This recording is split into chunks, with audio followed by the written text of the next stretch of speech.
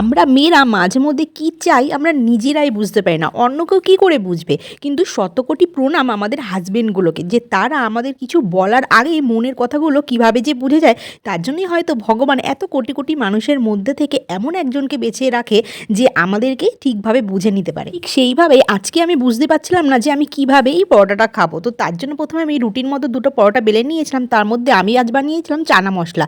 তো একটা রুটির উপরে আমি চানা মশলা দিয়ে তার উপর থেকে পেঁয়াজ কুচি আর লঙ্কা কুচি দিয়ে ওপর থেকে আর একটা রুটি আমি দিয়ে সেটাকে ভালোভাবে তেলে ভেজে নিয়েছিলাম। চাইলে তোমরা ঘিয়েও ভাজতে পারো।